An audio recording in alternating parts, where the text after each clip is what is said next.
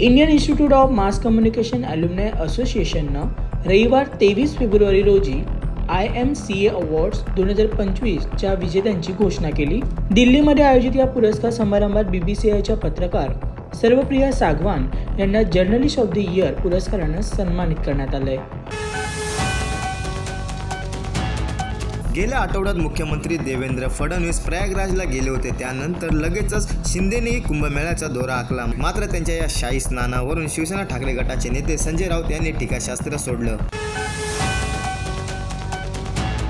विविध सांस्कृतिक पद्धतींचा आदर राखण्यासाठी स्वच्छतागृहांच्या रचनेत बदल करण्याची गरज ओळखली जात आहे। वेगवेगळ्या संस्कृतीमध्ये स्वच्छता, गोपनीयता आणि लिंग यांच्याबद्दल वेगवेगळ्या समजुती आहेत, ज्याचा आदर राखणं आवश्यक आहे, असे प्रशासनाचं स्पष्ट मत असल्यानं येत्या काही दिवसात वेगवेगळे बदल आपल्याला पाहायला मिळतील। राज उद्धव ठाकरे एकत्र येणार का? संजय राऊत यांची पहिली प्रतिक्रिया म्हणाले, दोन्ही भाऊ एकत्र आल्यावर आम्हाला आनंद होतो। अशा भेटी वारंवार घडाव्यात असं राऊत म्हणाले। राष्ट्रीय शैक्षणिक धोरण 2020 अंतर्गत सामाजिक आणि आर्थिकदृष्ट्या वंचित गटांवर विशेष भर देण्यात येत आहे। त्यात प्रशासनाकडून लिंग समावेश निधी आणि वंचित प्रदेशांसाठी विशेष शैक्षणिक क्षेत्र स्थापन करण्याचे उद्दिष्ट डोळ्यासमोर ठेवले गेले आहे, ज्यामुळे सर्वांना शिक्षणाची समान संधी मिळेल।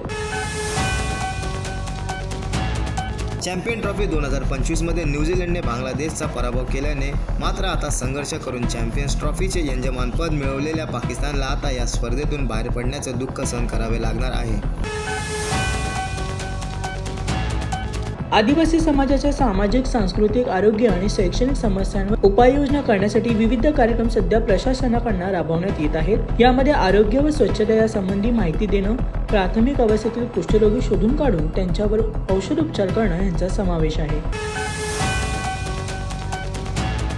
जर्मनीमध्ये नुकत्याच पार पडलेल्या सार्वत्रिक निवडणुकांमध्ये फ्रेडरिक मर्झ यांचा ख्रिश्चन डेमोक्रेटिक युनियन CDU पक्षाच्या आघाडीने विजय मिळवला आहे। जर्मनीमध्ये नुकत्याच पार पडलेल्या सार्वत्रिक निवडणुकांमध्ये फ्रेडरिक मर्झ यांच्या ख्रिश्चन डेमोक्रेटिक युनियन पक्षाच्या आघाडीने विजय मिळवला आहे। जर्मनी चान्सलर ओलाफ स्कोल्ज यांचा निवडणूक पराभव, CDUचे फ्रेडरिक मर्झ बनणार नवे चान्सलर। अध्यात्म आणि श्रद्धेच्या नावाखाली अत्याचार। जम्मू काश्मीरमधील सोपार या शहरात 14 वर्षीय मुलावर बलात्कार प्रकरणात एक तथाकथित पीर बाबाला 14 वर्षांची शिक्षा ठोठावण्यात आली आहे। 54 वर्षीय एजाज अहमद शेख हा मशिदीत इमामाचे काम करत असे, तसे तो एक शिक्षक देखील होता। जागृत महाराष्ट्र न्यूज चॅनलला आता आपण ट्विटरवरती देखील फॉलो करू शकता। तसेच जागृत महाराष्ट्राच्या वेबसाईटला भेट देण्यासाठी गुगलवर टाईप करा www.jagratmaharashtranews.com। तसेच जागृत महाराष्ट्राला ट्विटर, इंस्टाग्राम, फेसबुक आणि यूट्यूबला फॉलो करा। तसेच बातम्यांना लाईक आणि शेअर करायला विसरू नका। धन्यवाद।